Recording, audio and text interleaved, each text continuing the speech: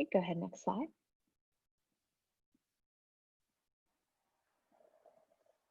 So this is a series, again, that this is the 12th topic in this Engaging Students series, Hands-on Online Learning Opportunities, so welcome. We are going to share the resources that are shared with you in chat today. All of that will be sent to you after the session along with the recording. You'll receive an email about a week after the session, so sometime probably around midweek or Thursday of next week, you'll get an email with a link to the recording from today's session and all of the resources that we're sharing. So while we put those links in chat, feel free to explore them, but you don't need to save them. We'll follow up with that after the session. My name is Sarah Davis. I'm an instructional designer at TLT. I will be assisting the presenters today by moderating the session and posting links in chat. Throughout the session, the presenters will introduce themselves to you, and they will be here for the duration of the session today to offer support in breakout rooms and answer questions. So the format of today's session is pretty straightforward, and it's similar to other Engaging Student series sessions if you've attended those in the past. It will include brief presentations mixed in with participant feedback opportunities, discussion questions, and breakout rooms. We will break into smaller groups multiple times throughout the session for discussion and work time, and then the presenters will be available to collaborate with you during those breakouts. We'll take about a 5-minute break halfway through the session today, but throughout the session, please feel free to ask questions or comment in the chat at any time. So our objectives for the session today are to explore options to align your course learning objectives with specific experiential learning activities. We're also going to give you the opportunity to investigate different online technology tools to help engage your students actively and interact with your content. And then finally, we are going to present you with the opportunity to familiarize yourself with immersive options in order to extend access to teachable experiences regardless of the modality that you're teaching in this semester. And now I'm going to turn things over to our first presenter, Melissa Hicks. Hi, everybody. I am Melissa Hicks. I'm the director for the Office of Digital Learning with the Everly College of Science, and I'm here to kind of give you the broad picture. So think about hands-on activities, you know, drawing, working in a lab, excavating a historical site, and think about the experience of it. You know, think, what does it feel like? And it's face-to-face in a classroom or a site where students are manipulating tools. There's a teacher there to guide them. There's other students around them. So what happens if I had to teach Sarah how to draw, but she was in another country? You know, would I be able to do it? And think about it. You know, would you be able to do it? What would you do? You know, especially now in these times, how would we go about it? And that's why you're here. So, you know, how do you teach certain things online that we really maybe not have thought about doing? And so, like, what about science, where students need to learn how to manipulate lab devices, students in art, where they need to be running a brush across their canvas, and maybe about that art anthropologist who has to find and brush off artifacts. So consider how we could even do this. So before we start talking about, you know, the actual activity of doing these things, let's talk about some of the theoretical underpinnings behind these hands-on experiences. So I'm going to get a little geeky on you. Some theories have been around for a really long time. And as you can see, Aristotle from 350 BC. And some of the more recent work focuses on some of the cognitive processes that we have and that are integrated with these hands-on experiences. So, you know, we have experiential learning where it's learning by doing. And then there's the kinesthetic learning, which you can say, imagine like a tennis swing. You know, you have the feel of the swing, you're moving things, and it ties in with muscle memory and things like that. And then you have the social constructivism with Vygotsky, and here is where we learn within and from those in our culture. So we're surrounded by other learners and we're producing knowledge.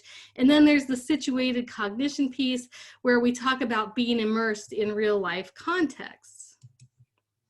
And so I'm going to tell you a story, a true story. A couple of years ago, Renata Engel from the World Campus came to our college, and she said that World Campus was putting a software engineering degree online. And so they needed several hardcore science courses and some labs that went with that to go online. And could we do it? And so we didn't flinch. We're like, yes, we can do it. But then, after she left, we're like, oh my gosh, what have we committed to? How do you put really hardcore science labs online? I mean, we had some other ones online, but nothing really, the nitty gritty science stuff. And so we had to figure out how to put our Physics 211, 212, and Chem 110, 111 face-to-face courses online. And the only place we really had to start with was what we knew, and that was in the face-to-face classroom. And so here you see, I'm going to take Physics 211, for example, and here's what our physics labs look like in residence. There's cramped spaces that cycle through volumes of students, and they run back to back over 15 hours a day sometimes. And there's huge pieces of expensive equipment that's heavy, it's expensive to maintain. And you've got students working together on activities, and they're around computers analyzing data. And then the TAs and faculty are usually roaming around the room offering help. And then the students work outside of class to write up lab reports. So how do we do this online? So as you know, there's many ways to do online labs. There's online lab kits, there's simulations, there's publishers with content management systems and tools, remote instrumentation where people can access tools from a distance. And there's always several vendors out there, and they're always coming up to us and saying, here, we have this whole package, and it's this X thing will answer all of your prayers, and you'll be able to do your online labs. But as you know, we have brilliant faculty and brilliant ideas at this university, and a solution for one doesn't mean a solution for another. So one of our physics instructors, he knew of a probeware solution, and probeware is another lab solution. It's a handheld technical device. One of the examples is Vernier. And this device was being developed and used at the University of Illinois, and it was called the IOLab. So this IOLab had built-in sensors for force, acceleration, velocity, magnetic field, pressure, you name it, it had it. It had expansion connectors that would offer more functionality. There was free software that students could download to control the device. They could use it to collect and display data in real time. And it also provided a suite of analysis and data manipulation features for students. So this one device covered a huge chunk of what we were doing in the classroom. And it solved the problem of, the equipment, generating data for students to analyze, and allowing them to write up the reports. And we tested this in the face-to-face classroom to see how it worked, and it worked well. There were some glitches with the technology and the design of the labs, but because we piloted it face-to-face, we had the opportunity to make changes and adjust on the fly. But just because we had the tool and the plan didn't mean that the lab was complete. There were other things to consider. So remember, in that face-to-face classroom, we had a bunch of other stuff that was going on. So one of the things is that instructors usually kind of demonstrate what's going on before the students do the lab to illustrate certain concepts. So we recorded videos and put them online. And you also have faculty and TAs who are interacting with students to make sure students are on track with the lab. And so we implemented knowledge checks using a tool called H5P, and that helps students self-regulate themselves and improve their learning on their own. So just because they didn't have someone in person with them, they could kind of work through things that they went through in advance. And also, students would work together in groups. And so they were trying to solve problems. So how do you do this in the online space? So we created activities within Canvas that facilitated the students' problem solving and critical thinking skills that they could do online. And so we used groups in Canvas to allow for robust discussions. And students would use the IOLab in conjunction with these online assignments to perform certain functions and collect data. So in this process of exploring the scenarios, we had students discussing, collecting data, making analysis. We allowed for raw answers. There were opportunities for faculty to insert themselves and provide commentary. There was opportunities for peer reviews. And ultimately, students worked through these issues and problems and solved them, and they submitted a lab report. So by the end, we seemed to capture everything that we were doing in the face-to-face instruction. And here's an example of collecting the data with the IOLab tool.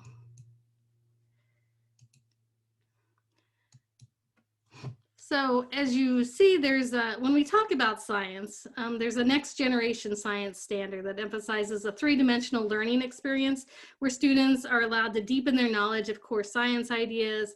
They're supposed to be engaging in and learning about science practices.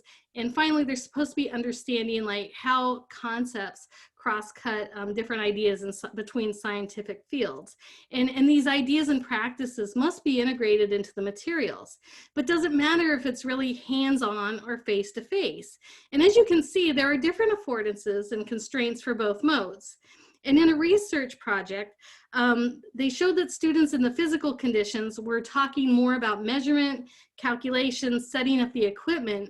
The students in the virtual space were focusing more on interpreting phenomena, science prediction, patterns, and variable inputs. So what it comes down to ultimately is my own little personal soapbox, and that it doesn't matter where all of this is happening, but what is truly important is what we need the students to be able to do. You know, what is it? What are the objectives? How do we get the students there? Do we really need a student to burn their hand on a hot piece of glass? Are we assessing that? You know, are we putting that on the quiz? Oh, we test to make sure students know that they know how to get burnt. And so an example of objectives, so lab objectives from Rice University, they created these objectives for their face-to-face courses. They were for across all of their labs. And so take a look at these objectives, you know, look at them, and of these objectives, which really actually requires a student to be physically present in a university classroom. You know, think about your other disciplines, art and music. When we ask faculty to think about moving their courses online, we work with them to identify those experiences that are imperative to be in person, but to consider experiences that might otherwise be possible online. So when I started in this space, you know, we're presented with or think about one solution. And when you really think about your students and what you want to achieve, it really is more of what I like to call an ecosystem. And there's many things to think about when you're creating this experience for your students. Who's on your team?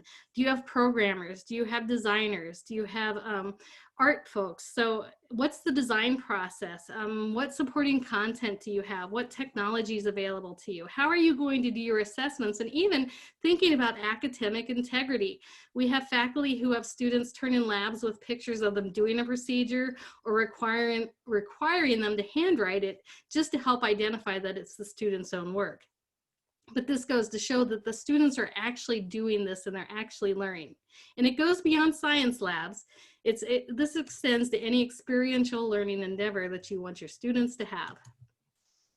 So with that, for this session, we're going to ask you to suspend your belief that all learning has to be hands-on.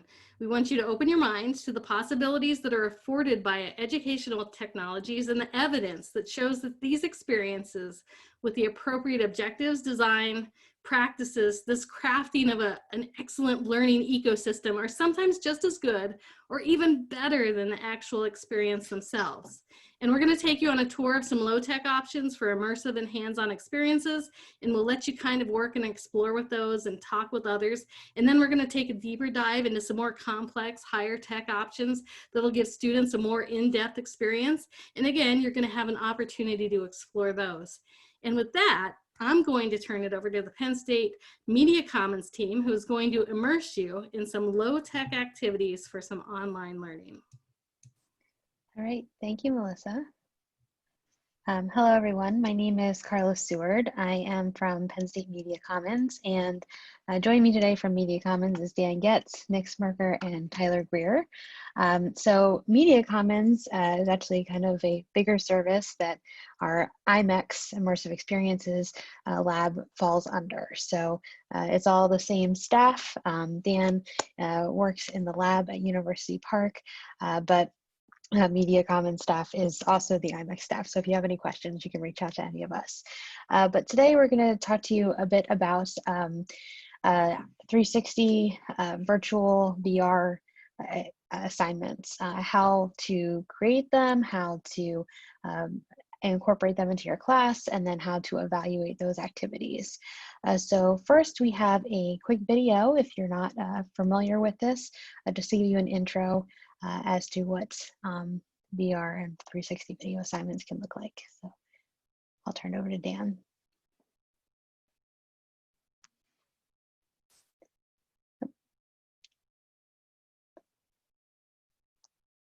It looks like it went to the next slide. There. Welcome to Swipe. This week we've come back to school. Education has evolved a lot since I was a kid. In those days, no one in my class had ever heard of the internet, let alone virtual reality.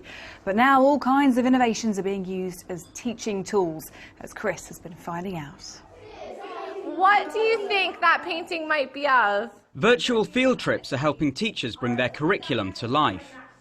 Google Cardboard functions like 3D glasses, letting pupils step inside places like Buckingham Palace without leaving the classroom. There's so many endless places you can go. You don't actually have to spend the money to really go to places, and it's really different to what a normal school trip would be like. It's really a good experience for even if someone might not be able to see it again, that they can see places that only really the most privileged people can go. It actually looked really royal, like I was actually there, I could sit on the throne, but I wasn't actually sitting on the throne. I found that really, really cool. This primary school in East London is one of the first in the country to trial the tech as an educational tool. To use the kit, you download an app to your phone and then hook it up to the headset. The teacher then acts as the tour guide, highlighting points of interest on the corresponding tablet. Try and count. Look for lions. The idea is that it gives children the opportunity to learn about places they might never get to visit in an engaging way. Just their excitement and the things they want to find out and their reactions. You can't teach this with a book. You can't take them there. They can't look around and find what they want to look at. And I mean, they get excited and they ask for more places. Where with a book, to them it's just flipping pages. This, no, they're there. They're in the place. Okay. All right, so hi everybody, my name is Dan Getz, and I run the Immersive Experiences Lab at University Park. And I'm just going to kind of talk about where our what we've been doing with this technology and how we've sort of started to integrate it into classrooms, especially given what we're doing now. So I've been in this world for a while, and 360 video has been kind of something that's really expanded the options for VR engagement and things like that. And in particular, because of the scalability of it compared to other sorts of VR technology. You don't necessarily need like, a full computer and, VR setup with all this other headsets and stuff to have an experience where that you can bring to a classroom-sized option here. So, something we've been doing for a long time, 360 video, just in case anybody is not familiar. So it's shot, if you can see my video here, it's shot on a camera like this. And the idea of it is it's a really easy jumping off point to get somebody engaged in immersive content. The technology at this point is simple enough to use both to film if you want to film your own things or to pop into one of these cardboard headsets that it makes it really scalable, especially in an environment like this where everybody's kind of remote. And they can't really go anywhere. So these kind of things we've been exploring for a while, and it's I don't know, serendipitous, I suppose, in a weird way that it comes up now during a time where people can't go anywhere. So I thought what I'd run through first, just to kind of give people an idea of where we're seeing use of this technology sort of in the fields in general. And then I'll kind of do a specific case study that happened, or almost a case study until the semester got shut down as to what this is. So where we are kind of seeing a lot of this stuff, kind of the most, probably the most consistent thing that we see are the idea of these virtual field trips, right? So typically what you'll see with these, so these are all kind of videos that we found on YouTube. And they tend to go, somebody takes a camera someplace, where they just kind of set it up and they'll film around wherever the location is. So this is probably our most common ask too when we're giving cameras out and things like that, was where could you find where faculty members were maybe taking a trip and they can't take the whole class with them, right? Or they're going to go abroad or something like that, and then they will take a camera and go shoot some things and then bring that back to the class. That's been happening a lot. That's over the last couple of years. That's really picked up. I think even the plus side of that is the cameras are simple enough to use, that you can really go and shoot, and then when you come back, we will help you with like the editing and things like that. But it's really made the technology's gotten to the place where that really makes it easy. But other places it's really been useful, other than just kind of experiencing places, is it's a really interesting way to explore new cultures. So rather than maybe just like we're going around the city and setting up shops, what if you could kind of embed yourself in a culture with people and have, you have sort of like documentary style where you're talking to people that live in these areas, and kind of seeing the way they live and not only seeing the place. So it kind of can introduce a new way to do that. In particular, one of my favorite ones that I've seen is this one on the left here, where a VR film made with indigenous creators. Really kind of, it's a 180-degree 3D video, but really immerses you in kind of what they're doing, and it makes you feel as if like you're kind of a person in this. And that's really the difference between like these kind of videos and a traditional video. If they're shot right, they can really bring you into the whole setting in a way that traditional video technically doesn't. Some other places we've been seeing this. This one gets a lot of interest in kind of virtual trainings and simulations. Some of this works better than other. I think there are some, it's safe to say there are still some things with this that are limiting, as far as, especially if you have, like, say you have a training that needs to be very hands-on where people are picking stuff up. That's where kind of 360 video lacks a lot. It's not, as full-fledged as VR where you can pick things up and stuff like that. But in the other sense, it can also simulate the real world and real life expectations a little bit more than maybe a VR simulation could if it was all totally computer generated.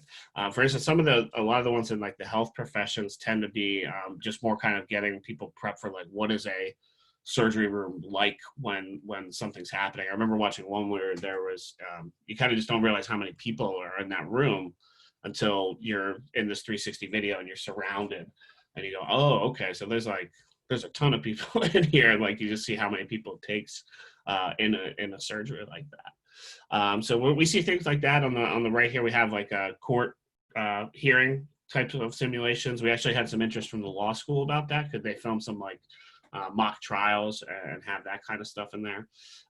These job simulations, they're coming up a lot more. So like interviewing and training and stuff like that. So, and this still has a ways to go, I think, but more and more we're getting to a place where I think 360 video is going to be able to get more interactive as the years go on here. So we're hoping that this can really expand. And another kind of really interesting one is sort of in the journalism and the social sciences. This is where I think is some of the most exciting stuff that you see, because these are things that maybe people can't see at all. So like a virtual field trip, maybe you could go at some point, but some of this stuff that you see in like journalism and social sciences, you will never be able to go. And it also has an interesting way to bring you into some of these places where things are going on that from a totally different perspective than I feel like you get if you're watching like a traditional news story. One of the ones I really like was this one on the right here called The Displaced. It's about these three children from three different countries where they're having kind of war-torn countries, and what's life like living in there.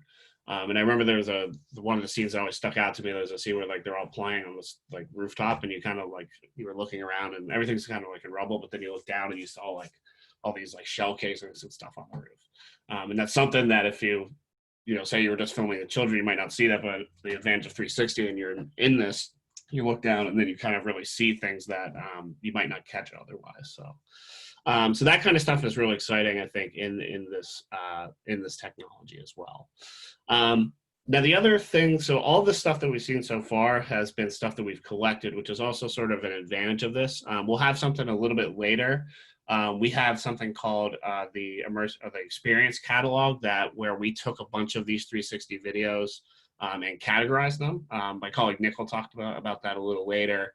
And part of that, we also came up with some virtual field trips for ourselves that were kind of based, so we kind of getting a collection of videos. So you can kind of approach this one of two ways. You can find stuff that's out there that you want your students to view, or if you want to get a camera and shoot something yourself, you can also do that. And the way this is to kind of give you an idea of something that happened on campus, more of like a case study. So this was something that happened last semester, right before we got shut down for the spring semester. And so this was a virtual farm inspection that these ag professors filmed. And I'm actually working with them on a project now to film something else. But all they really did, they used to do these reports where it was like written reports for the farms, because at some point they lost the funds to be able to take the kids to a farm to like look at a farm inspection. So, and then they were doing these like written reports, and they weren't really kind of getting what they were hoping out of it. So what they were testing out was, what if we took a 360 video of a farm and then kind of ran around and did that? So what they basically did was they attached a 360 video to somebody's helmet and walked around this farm. And then when they presented the students, they presented them with two versions of the video. So the first version they watched was just kind of a blank video. And the idea of this was they were supposed to look around and they would have to see what was right and what was wrong as far as the inspection would go. Like, so could they find something that was done correctly and something that wasn't done right? And that was when, so they brought everybody into the lab that day, kind of as a test run for this. And that's what the students watched there. And then there was a second version of the video where they edited in sort of where the answers were. So the students could then go back, see what was right and what was wrong. And it was really kind of just rough at the beginning. It was something that we were just kind of getting off the ground. And they did basically an in-person session with this, where they all came in and put headsets on. And the idea was, hopefully after that, that they would do 3 case studies where they did these inspections on their own. But then COVID hit and that idea kind of got shelved for the time being. But they did manage to get some feedback in that session too. There's only 9 students that participated in the survey, but overall they generally kind of tended to think that this was at least more interactive than the written reports. I think there was some way, there was some disagreement on some things as far as like, was this the same as going to a farm and things like that.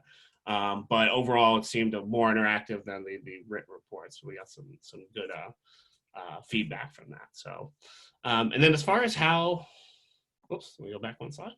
How this stuff can be viewed. So the other thing we like about 360 videos, if it's not necessarily dependent on the student having a ton of technology. So it's accessible from a browser. So it could be just on like a YouTube video. So if, say a student doesn't have a smartphone, they don't have a headset, as long as they have a laptop and they can get on YouTube, then they can view this. If they just say they just have a smartphone, the smartphone it'll let you view it and you can just kind of move your phone around. Not quite the same. But then the nice thing is all these things come with these less expensive cardboard headsets. So things like Google Cardboard, they are at the price point. They are like $15. That it's not a huge investment for a student if they want to take up that next step of immersion here. And usually I recommend that, if they can get that. It's always better to be in the headset. And then kind of the best version of this would be a standalone headset, which normally when we're more on campus than we have a lab where they would be able to come in and use that. But for right now, it's we're not really doing that as much, just due to people passing headsets around and things like that. So, so that's kind of an overview of what we've been doing with immersive 360 video, and that's kind of been our bread and butter for a while now. But I did want to mention another thing we are getting into is augmented reality options for this. And this is still kind of early in our exploration, but we started to add the idea of like, how could you use 3D objects and 3D models that are, again, sort of more like collected in a way in the classroom. So we have a couple things we're exploring, and I'll just kind of do these really quickly. One of them, so kind of the main thing that I'll show you here is we've been using augmented reality with the Sketchfab application and the Merge Cube. Another thing we have been looking at is Adobe Aero. And then, of course, with 3D models, we have 3D printing available for that. But the augmented reality is really kind of a nice mix in between, the just kind of totally digital online and 3D printing, especially since we're operating on a limited basis now. So one of the things that we've been using in these field trips that we've been building, which again we'll talk about a little bit more later, has been the Sketchfab application. So Sketchfab is if you're looking for high quality models from kind of all sorts of stuff, Sketchfab is a really great resource for this. So one, it can be just kind of viewed in a browser. Most of the time, some of the times these are 3D scans, some of the times they're created from scratch, but there's a lot of especially high quality 3D scans on there. The only kind of like the tricky part is trying to find sometimes if you need to download it. Not all of the models are downloading and some are paid, but you can always find some that you can at least share. And at the very least, they have an augmented reality application that you can use that will basically, so you can load up a model, scan a surface, and then project it in the real world and kind of walk around it. And experience it that way. So, but where this can really kind of take a more interesting turn is when if you had with the Merge Cube, because the Merge Cube essentially allows you to hold it in your hand, and that kind of has a different feeling to it. So the Merge Cube is basically this little, essentially it's a little foam square toy. You can actually squish it. It's kind of a good stress ball if you need to. That essentially it has all these crazy markings on it, and it acts as an image target for several different applications. A lot of these are free applications. In particular, the one that we have been using a lot is called the Merge Object Viewer. And that will allow you to kind of load up your own 3D models onto this thing. And basically what happens, so you'll hold the cube in one hand, and I'll just speed this up. So this is something we had earlier. You can, when you get your model, you can load it up to a profile and it will give you a code. And then you can put the code in and you'll be able to download the model. All right, and then when you hold the cube, so you can actually hold it in your hand, spin it around. Or you can also place it in the real world like you could with the Sketchfab application. So an interesting example we had of this in use was actually for, weirdly enough, a math class, which was kind of the last thing I expected to use this. This was a math class where previously they were 3D printing. They had one of the things she wanted to do is be able to have the students visualize these complex equations. And I'm going to sound pretty ignorant about this because I don't quite know what the words for the equations were at this point. But they were complex, and she used to 3D print these models. But some of the equations are so complex that to 3D print them, you wouldn't really get the either it might fail just due to the way it has to print, or it might not even be kind of physically possible to print. So a solution around that we figured out was she still had a program that would give you a model. That was sort of some desktop program that she was using. But then we would take that model, put it into a program called Tinkercad. And if you look on the right here, basically what she did, she would take the model for the equation and then put that the axis in there so you could see exactly where the space was. And then the students would just load that up on the Merge Cube while they were in class and use it that way. And that was just a nicer way to visualize what they've been doing with there. The other thing that we have seen with this, and again, we've been using these a lot to make these collections, and as much as we can try to make the Merge Cube a part of that. And the other nice thing about this tool as well is so it's very inexpensive. The app for the object viewer is free. The cube itself, if you want to buy a regular one, is like $15. But if you don't, there's also an option to print your own cube. So if you can kind of piece one together that way.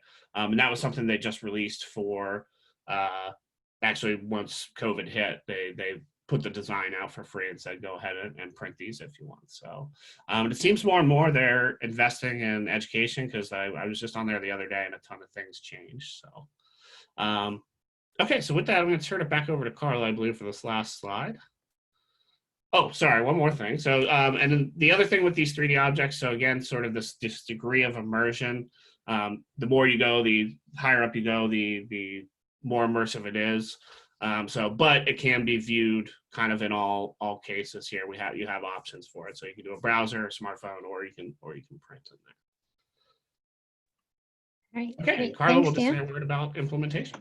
Yep, and we're going to touch on this again a little bit later in the session, but this was a activity guide developed by a group of, I think, faculty at Harvard, but it's the See, Think, Wonder activity and exercise, and this can really work for 360, VR, the 3D objects, anything, and it's a guide for assignments on what you're having them do as they go through. So they're not just consuming and watching, they're critically thinking about what they're seeing, they're observing, they're thinking about what's going on during the experience, what they're feeling, what they're observing again with the see part, and then kind of drawing on that and reflecting on that further. So we do have more, like I said, on this shortly, but just so you know that it's not really this kind of assignment that we'll say, here's a video, go and do that. We have more critical thinking that goes into that. So with that, I will hand it over to Kim.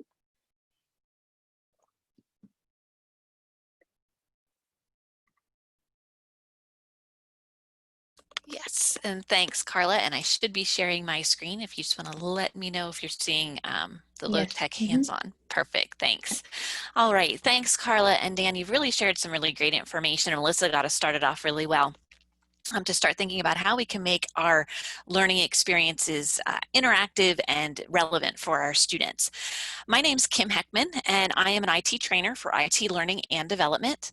And I'd like to share with you, just building upon what we've been talking about so far, looking at some very low-tech options for making your content more interactive and hands-on for your students. So we've looked at a couple of things.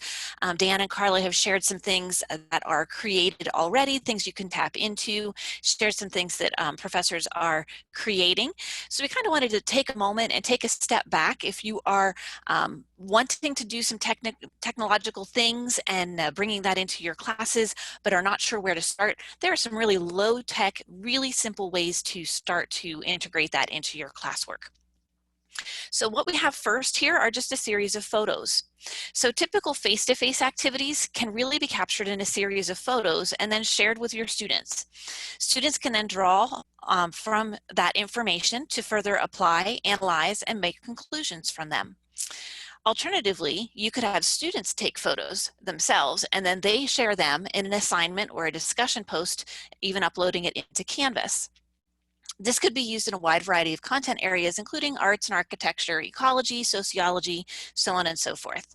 I have some examples on this slide here that are for a science course.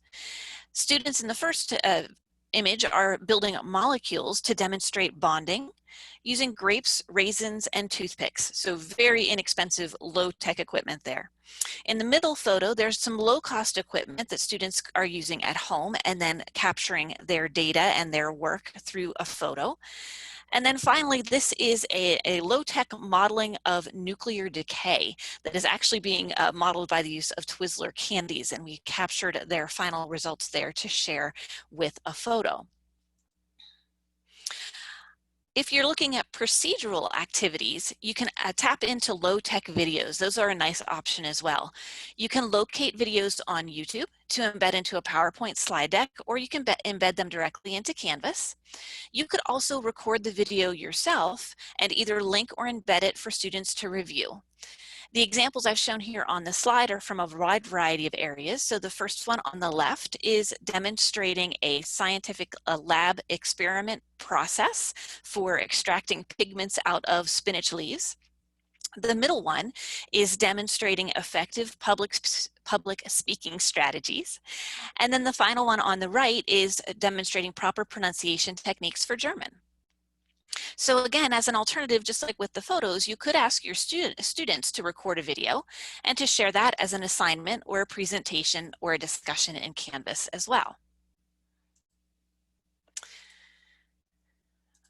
There we go. So finally, just some other additional ideas to maybe spark your thinking for what may work for you and your classes. Students could work collaboratively to respond to or analyze text on a document such as Word Online or a Google Doc.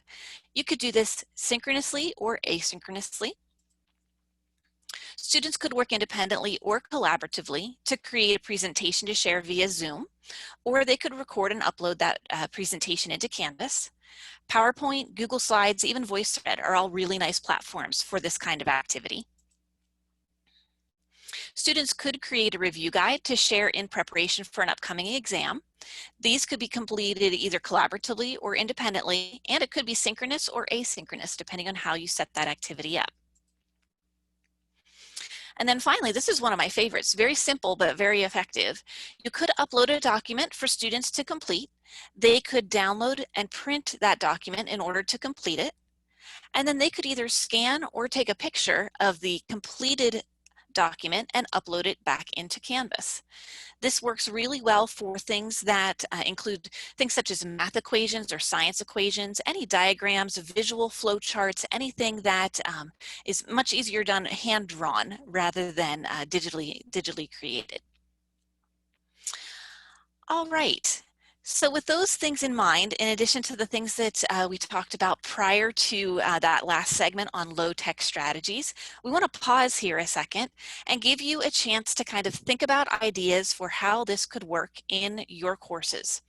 We're going to send you into breakout rooms in just a moment to brainstorm and discuss some ideas from this first segment of the session that you could use to incorporate in your classes. We want to get you set up with some materials first. So Sarah is going to, she already did post it into chat, the link for our collaborative notes slide deck. So let me bring that up here. When you open this document, it's going to look something like this. We have a series of groups. We're going to send you into breakout rooms. So when Sarah launches those breakout rooms, you'll have a display on your Zoom screen that says you're entering breakout room 3 or whatever breakout room you're entering. When you open this document, go to that same slide number. So for breakout room 3, it would be group 3. And then down here at the bottom, you may need to use the hand to kind of stretch. It's usually down here pretty small, but you can stretch that up. All of the prompts for the breakout rooms that we'll be using today are listed here in the notes area. And the slide up here is for you to add in your thoughts, some of the key takeaways you want to share from your breakout room discussion. We'll be able to share those when we come back together, and then we'll have this as an artifact that you can take with you after the session. All right, so any questions on the breakout room, the structure, and what we're going to do with them? Just let us know in chat.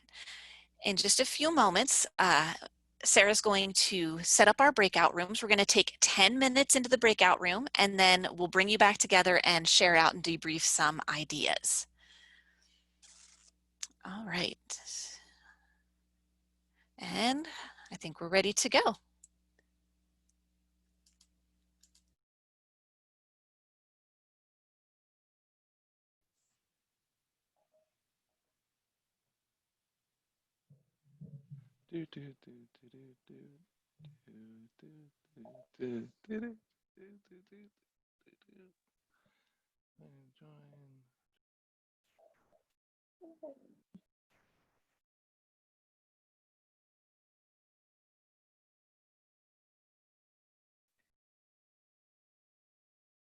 Oh, Carla and Abigail, I assigned you to the same breakout room. So would you mind sending it to me again, Sarah? I don't know. I I think opened. you have to click the breakout. Do you have a breakout room icon? Oh yeah. On Okay, your there it is. toolbar? Yep. Alrighty. There we go. Okay. Thank you, Sarah. Yeah, no problem. I'll hang out here in case anyone has questions or pops back. Okay. All right.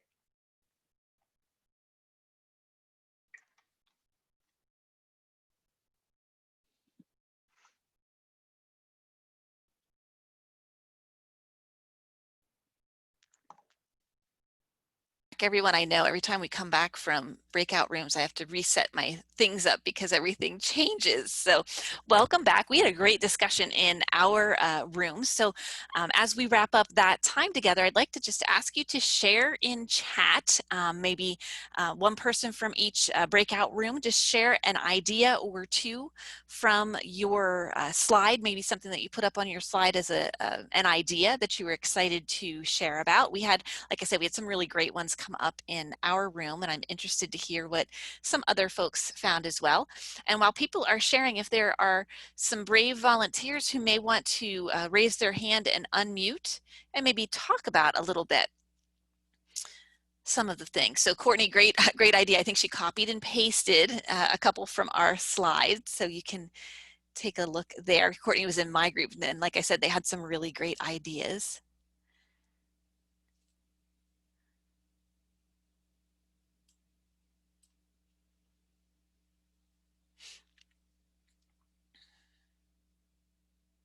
Copy and paste for efficiency. Absolutely, that's working smart. If you want, I can do a quick one for a group, or what group were we? Group 4, if you wanted. Sure, absolutely. So what we were talking about was the AR, VR for, from the two that I had talked about was I teach through World Campus and SOVA, and it would be great to give students, because we have them all over the country, how do you get them to visit these museums? So that I really latched onto that. And I was also saying I was sending messages to my program director about the Merge Cube for being able to hold the objects in our art history and art appreciation classes. And we were both like, woo! So we really love that one. I believe it's also talked about with the, correct me if I'm wrong, it's the kinesiology courses for treadmills and walking. So to take a virtual walk in other locations instead of just, at least at my house, staring at the garage wall. And using 3D to relax. So like the waterfalls, hikes, rain falling, etc. Excellent. Yeah, they were great ideas. We got into some good conversations there. Yeah, walking for fitness and exercise for stress management. I said, I think we all could do the exercise for stress management course. That would be great. Any other ideas, other groups that talked about ideas that kind of sparked your interest that you want to either share in chat or unmute and share?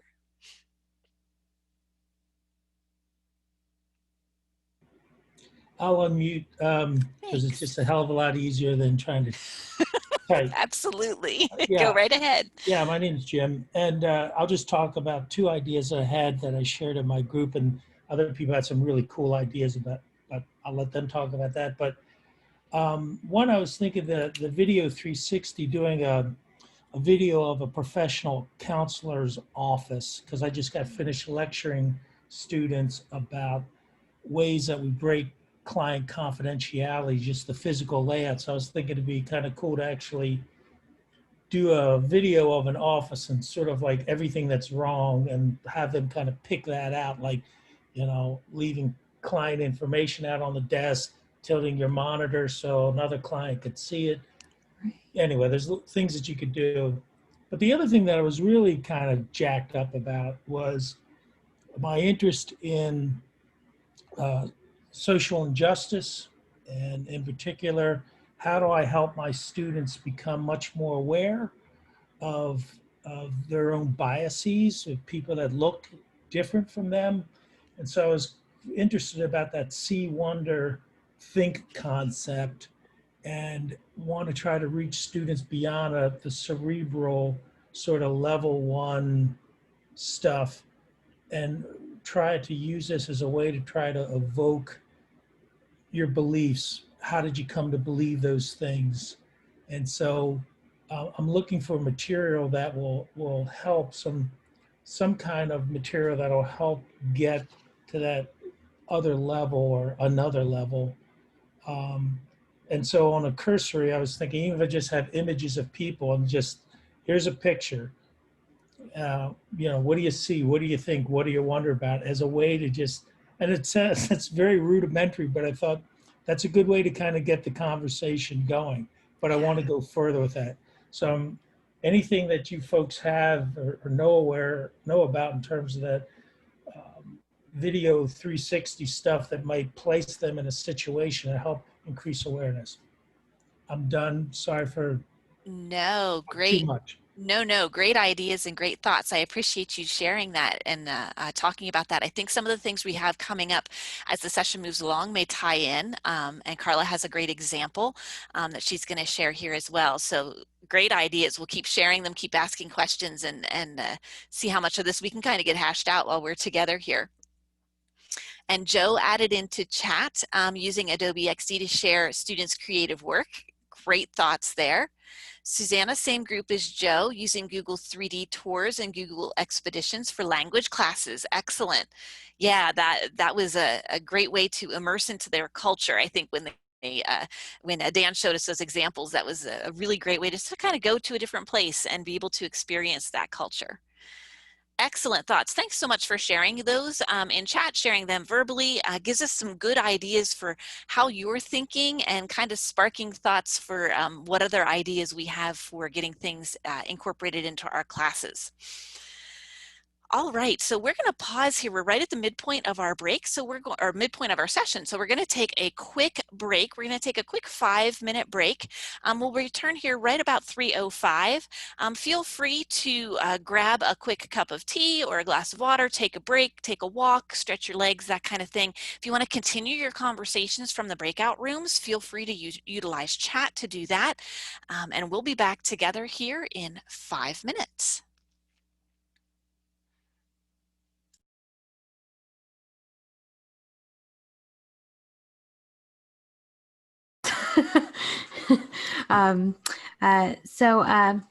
Hello again, everyone. So we are going to take you into a couple of our different resources for finding the activities that I mentioned earlier, the 360 video VR and 3D objects. And we're going to kick it off with Nick talking about our experience catalog, which he and Dan developed. It's fantastic. So I will throw it over to him, and feel free to ask any questions along the way. And yeah. Cool. Thanks, Carla. Mm-hmm. Yeah, so I'm going to talk to you a little bit about a resource that we've been building out for several semesters now that's affiliated with our Immersive Experiences Lab. So I guess I will back out a page here. So we're on the IMEX Lab website. I'm sure the link to this is in the chat and can be provided with the slides as well. So it's imex.psu.edu. And the resource specifically that I wanted to focus on there is our experience catalog.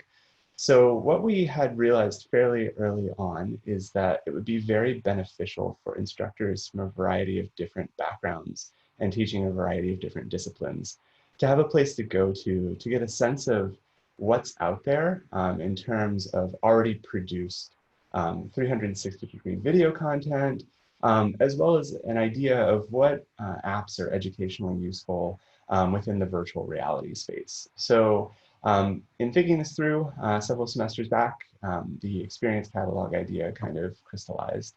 And so what we have when you arrive on this page is up top a collection of 360-degree video and to a lesser degree 180-degree video experiences, all filterable by different disciplines. So for instance, if you were working within education, you could click on that discipline tab, and it will filter down then the video and content to just what's useful for people working within that area. And so from there, if you see something that looks like it could be interesting to you, you can go ahead and click on it. That will actually load up that single experience into your browser.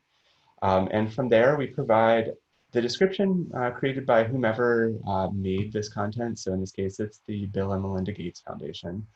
As well as our take on what works well about it. So in this particular one, it's weaving together 3 distinct stories from students, 8-year-old students across Africa.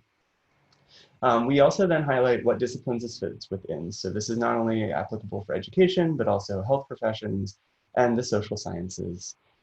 We provide some keywords that kind of help if you aren't watching the video, like what is going to be covered within it. And then we also provide this idea of a level of guidance. And I'm not going to go super in depth about it. If we want to talk about it a bit more in the breakout rooms or offline, we can do that. But it's essentially, in the case of 360 video, letting you know how much the creators of the content are helping lead you through the experience of watching it, right? So is it just putting the camera at like a level 1 of level of guidance? Is it just putting the camera in the middle of, you know, the Serengeti and letting you watch the animals that happen to be moving around you? Or with like a level 5, are we using narration? Are we using animations? Are we using flat video within the 360 space? Are we using other forms of material to help guide the viewer's attention through that? So that's what that's all about. There is an option then to watch this out on YouTube. This would also open the YouTube app if you were using this from a mobile phone, which is really useful to get your phone quickly into the headset to watch the content.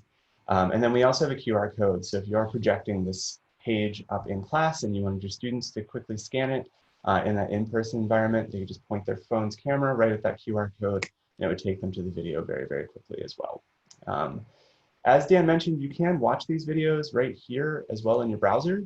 So if I were to go ahead and hit play on this, I could then remove these suggested videos, just page around this 360 video experience here. Or of course, you could take that into a headset of varying degrees of complexity. So really useful in that way. So as I mentioned, we do have a lot of different disciplines highlighted here, and clicking through them will bring up tons of different results. And we are adding to this based on one, our own suppositions and educated guesses about what people in different disciplines would like to see as we encounter content. But the primary way, and the way that we have a call out here set up, is for you to submit your suggestions to us. So we want to know what actual instructors across the university want to see in their different courses.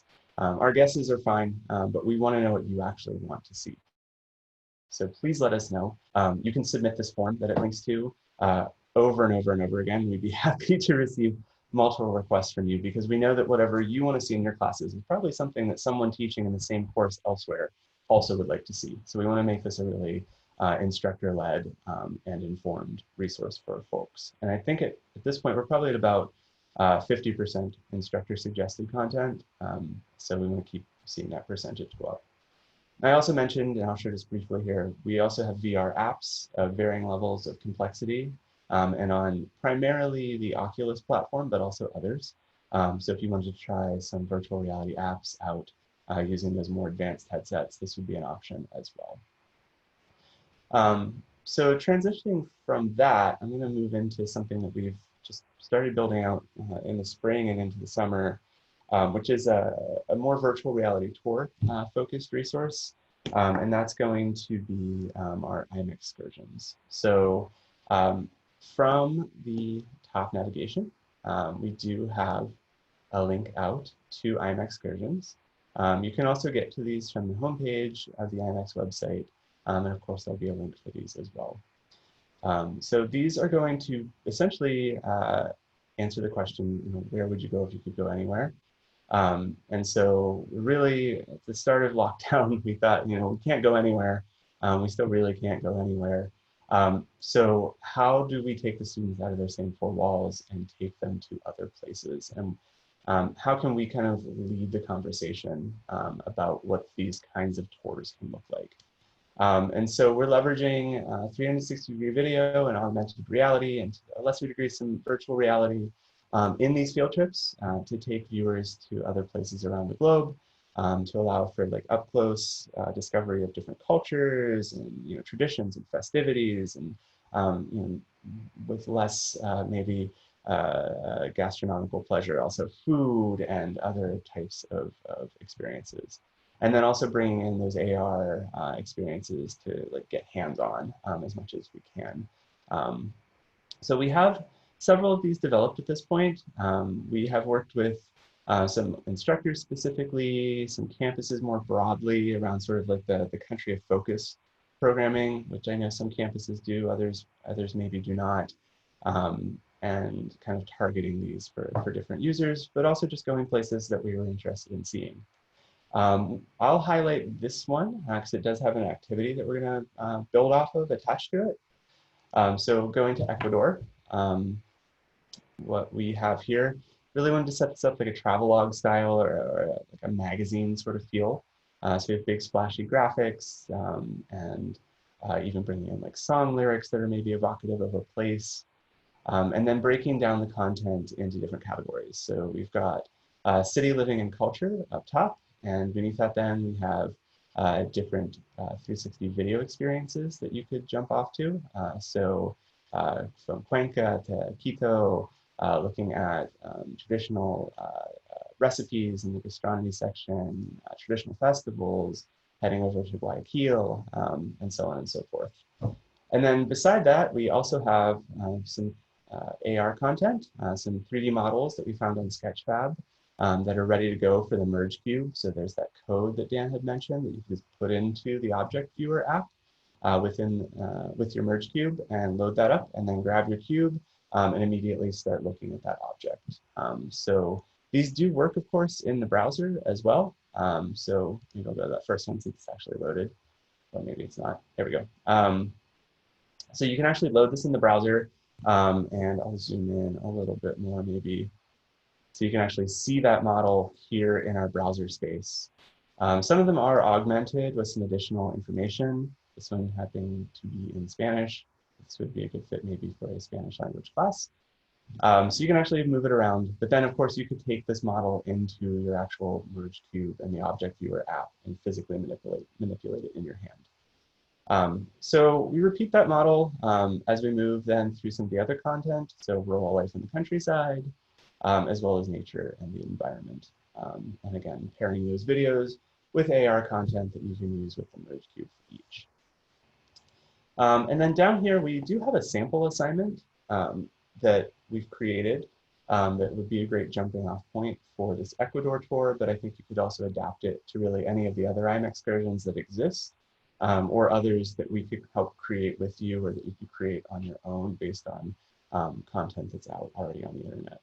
So I'm just going to stop the share and switch gears to show quickly what that looks like. So we'll show that sample assignment. Let me just find Word. So this is in the Word format. So if you wanted to, you could easily take this, download it, and then customize it for your own purposes. So if you wanted to use it with the Ecuador tour, you could certainly do that. But you could also then really clean out the Ecuador content and modify it to be for any of the others, Czech Republic, South Korea, or something that we haven't even created yet. So basically the idea with this assignment is to just kind of kick off people with what they're going to be doing as they arrive in Ecuador. So on this trip, we're going to explore the culture, the cuisine, the climate, and the landscape, contrasting modern living in the cities to rural life in places like Riobamba, for instance. And then it invites you to actually go pack your bags and go to Ecuador. So going to that IM excursion page we just took a look at. Some activities, so pre-flight, kind of setting expectations.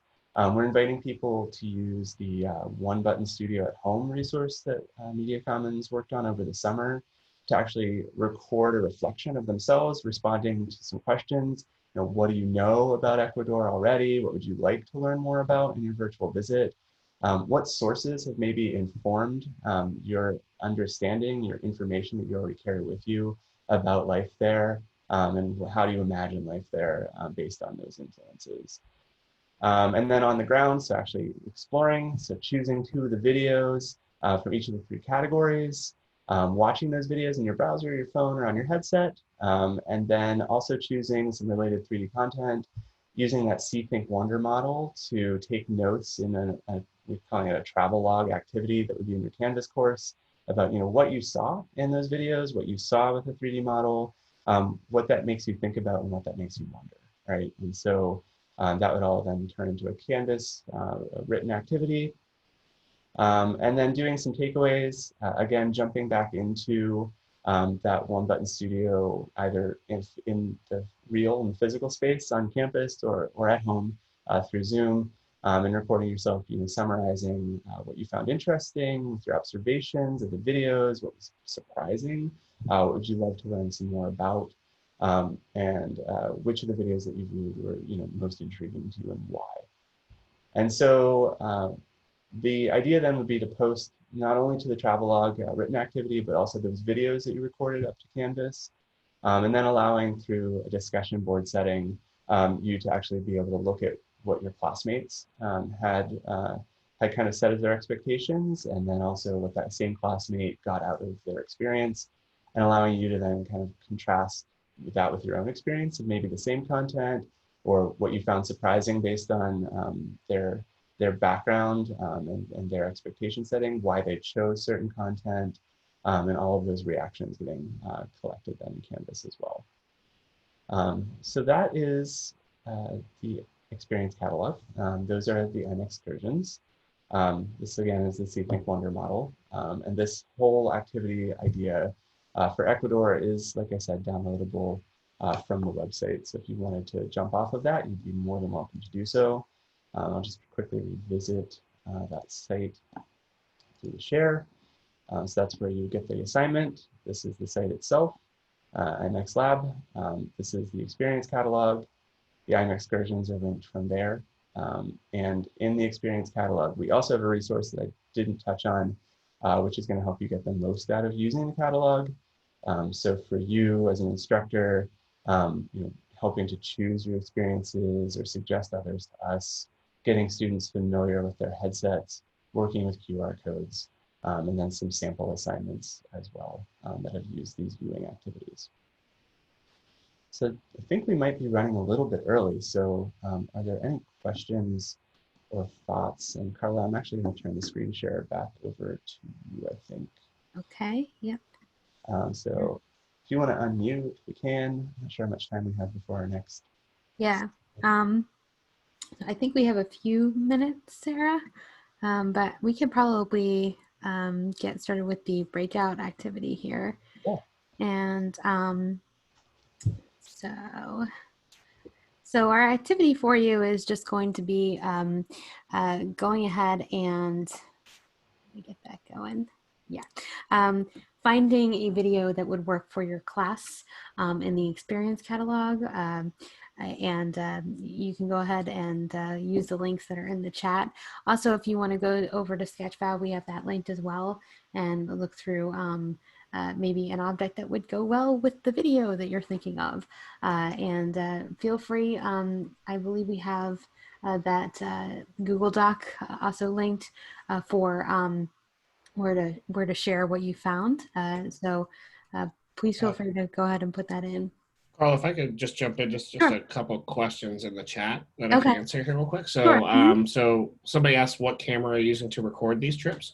So most of this stuff that is in the experience catalog was gathered from YouTube. But if you are interested in that, we do have a collection of cameras that we can loan out. We used to use a camera called the Nikon Key Mission. We still have a bunch of those, but we're looking kind of to the future since that's kind of getting out of date. So if anybody's curious about that, feel free to get a hold of me and I can give you a rundown of that kind of thing. And then the second question was just as far as tech support. So I can also teach you how to use any of this equipment, any of the software that you would need to make the videos. We can give trainings on that kind of stuff. So anything like that, if you just get a hold of us via the website or just imex@psu.edu is the email, we can get you set there. So, sorry, Greg. No, thank you, Dan. Any other questions? Alrighty, so I guess, Sarah, are we good to go ahead and go into breakout rooms? Yep, I'm just going to pause the recording again and then I will open up the breakout. We can if we have time. I think, yeah. Okay, so in the chat or here, if you just want to unmute yourself, if anyone has any videos or anything that they would like to share or any objects, we would be happy to hear it. Or if there's something that you wish was there, we'd love to hear that too. I can Nick, go should ahead I, and, oh, go for it. Nick, should I jump in here and tell them the great thing that I just found on Sketchfab? You were so I guess right I'll about be this. the group two Yes. the group two nominee here. Yeah, so I teach a class on the Kennedy assassination and rhetoric surrounding the Kennedy assassination, and I went into Sketchfab and I found four. I won't pull them up, but I found four 3D, what are they called? You know what I'm talking about, renderings Right. of Dealey Plaza. So that's really cool, and that's about as close as you can get to a topic, is to have a rotating 3D model of Dealey Plaza where the assassination took place. So, I mean, yeah, that's something for sure that I would be sending along the way to my students. Absolutely, that's pretty neat. I've never seen that before. One cool feature, just to let you know, the Sketchfab Yeah. AR feature, if it's a phone app. So now, not all the models load up great, but if it does load up, they could take that, scan it, and then like blow it up huge, Yeah. so Okay. that you could actually walk around it. Oh my God. Okay. Yeah. Oh, that would be wonderful. Yeah, if you're curious about that, we can connect and I can show you how to do that. Interesting. Okay. Anyone else? I can just, for group 4, we were saying like maybe just some potentials for either suggestions or learning how to film our own came up a lot. And then also augmenting the VR space with either SOVA kids animations or just being able to paint the room. So more discussion basically.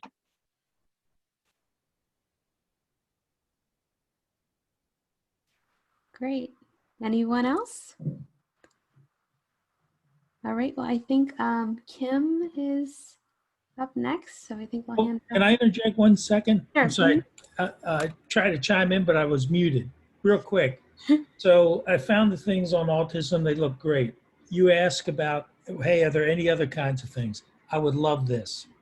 I would love to see stuff on multicultural aspects, and not just in terms of racism, sexual orientation, ableism, all those differences.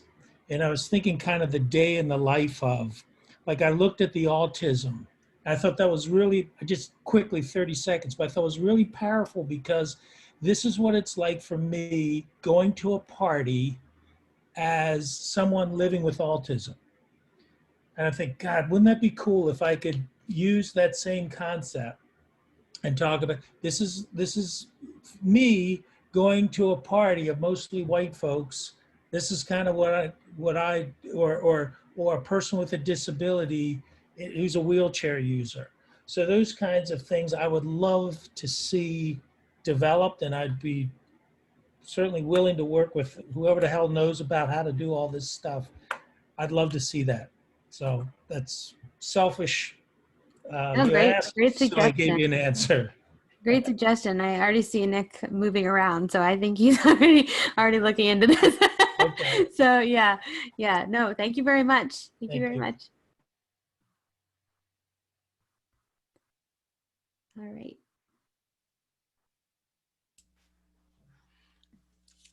All right, great discussion. And I believe I'm sharing my screen. Carla's nodding. Okay, excellent. Thanks so much for sharing your ideas. I know I enjoyed our breakout room again with just the conversations and different ideas that folks were coming up with. So we wanted to share with you a couple more items here as we get towards the end of this session. And one hands-on activity that is really great to consider for your courses is something called online simulations. And you may have experimented with these in the past. It may be something that's new to you.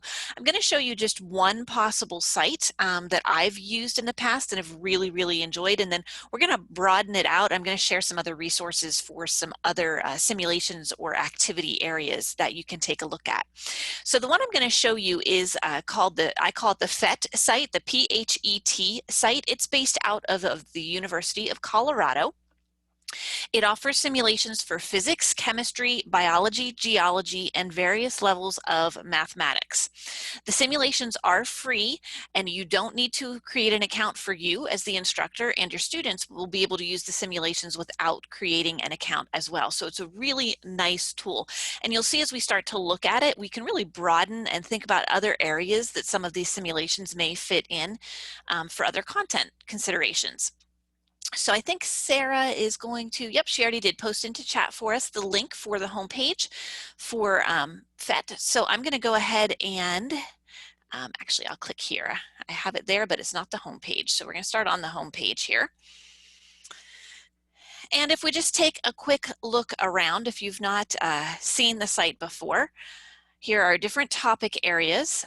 They have 158 simulations. They have great language translations. And then they also have a lot of resources that teachers have already uploaded that you can then take and use and adapt to meet the needs for your courses and your students. The one other thing I really like to point out about this site is they do have a lot of accessibility considerations. So I know that came up as a conversation point in our breakout room a few minutes ago, is accessibility for these kinds of interactive activities online. So this particular site is pretty good at getting some information and getting some accessibility considerations in place there. So let's just take a look. I'm going to come to the simulations tab, and I'm going to open up all the simulations just to show you how you can start drilling down to filter out to get to some simulations that may fit your particular area. I'm going to choose to filter by physics. And then if I move on down through the list here, I can filter by grade level as well. So I'm going to take this to just the university level. And then in the compatibility section, we do recommend that you look for simulations that are using the HTML5 format. This format offers optimum security for you and your students. So it is the best security option for simulations. I'm going to let it at those, but you can definitely come and look at some of those other filters here as well. But you can see I've brought up a lot of really nice simulations here. Let's say this one, wave on a string, is the one I want to focus on. It is listed in physics, but if you think about it, it could fit into a lot of other topics, maybe engineering structures or earthquakes, or even like the science of sound to look at wave motion and that sort of thing. When I click on the simulation, it opens it up here. I do have an embed code. I'm going to show you how to embed this into Canvas for a really clear presentation here in just a moment. But I want to scroll down and show you this for teachers option.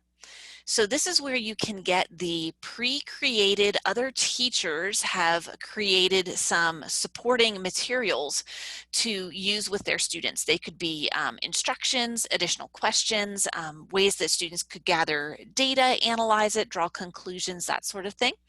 I like how they have the levels so you can get into the ones that are at the level that you're teaching at. So you want to check those out. And then I'm going to come up here and I'm going to click on the embed code or the embed button to grab the embed code. So it is highlighted here.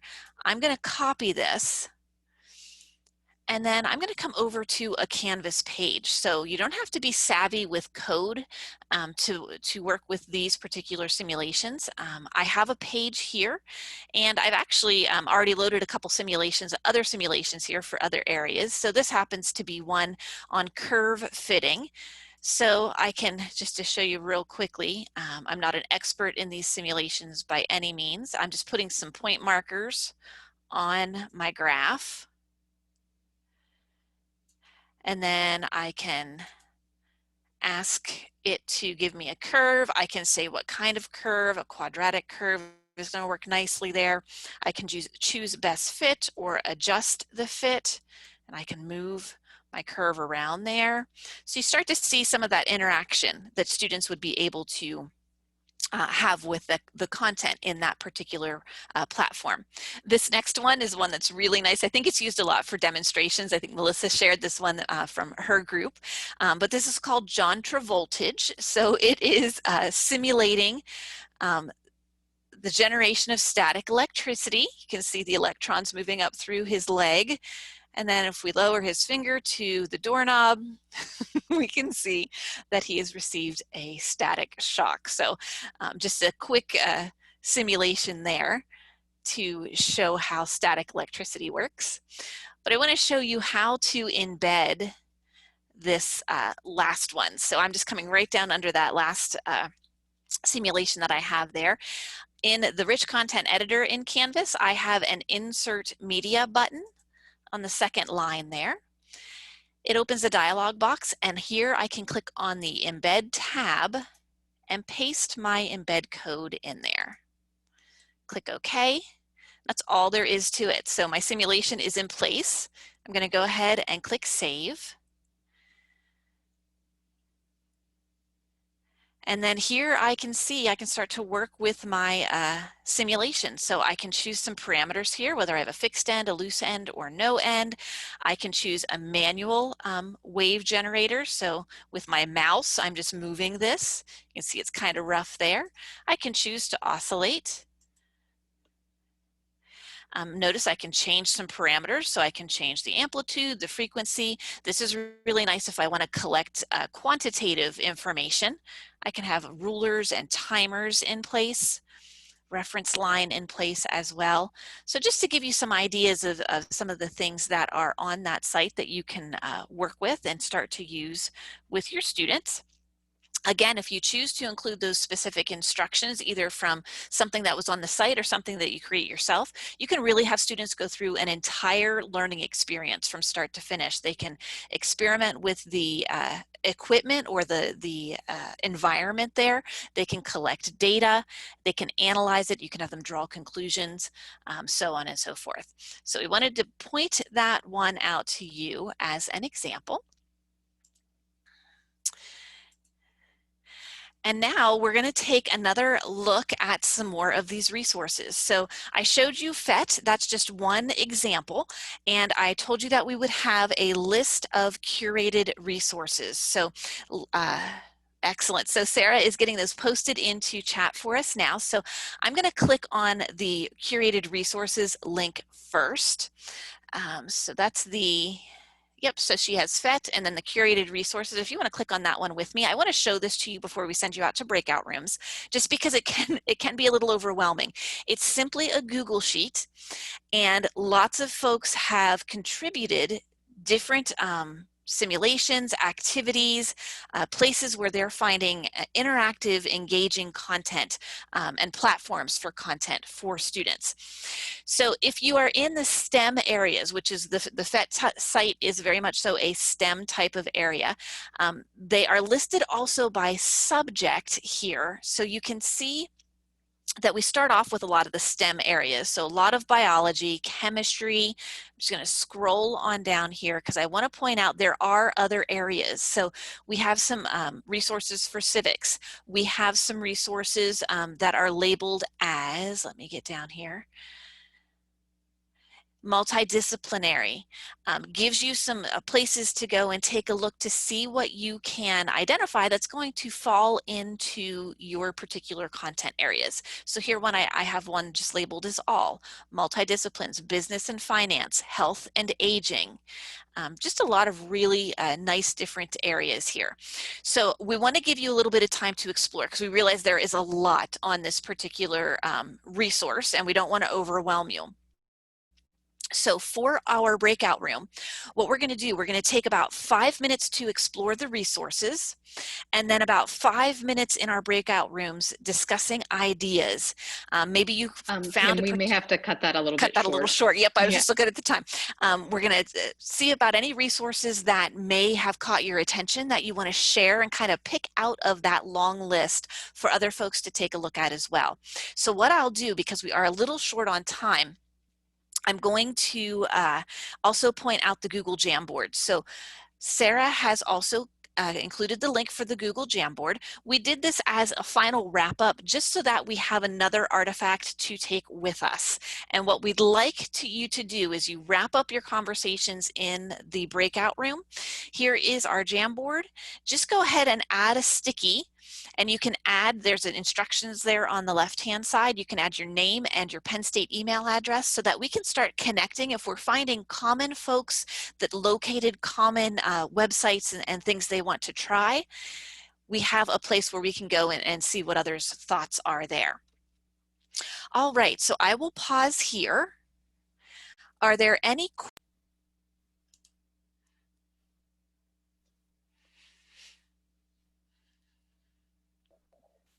Did you all get a chance to check out the Jamboard? They were. I'll click on it. It was exciting. So we have some that are starting to populate there. Oh, great. And again, we had a really cool conversation in our room. So I'm excited. Awesome. Yes, thank you. This is the first time I've seen Jamboard, so that's exciting for sure. I'm going to go ahead and pop some links in chat. And Kim, if you want to go on to the next. Yeah. Sure. So thank you everyone for joining us today. We greatly appreciate your time. We know it's very precious, especially in the current circumstances. So thank you for being here. This is the end of the instructional part of our session, but feel free to reach out to any of the presenters today to talk about and work on things specific to your course context. We'll have their email addresses listed on the next slide. But a few things to add. In about a week, you will receive an email with the links to today's slides. You will also be able to get a link to the recording and links to all the key resources that we shared today in chat. If you missed one of the earlier ESS sessions, recording slides and resources, you can always check out the ESS press book, which is posted in chat. So the recordings and resources are there, and this will get added to that press book eventually as well. And finally, we appreciate your feedback greatly. So we use your responses to our evaluation surveys to tailor future sessions. So we put that link in chat for today's ESS session. So if you could take about 2 to 3 minutes to answer the questions on that survey to help us improve our faculty development offerings, that would be greatly appreciated. So thank you all so much for your time today. We will stick around for a few minutes if you have some specific questions, but if not, we will hopefully see you at a future ESS session. Thank you again.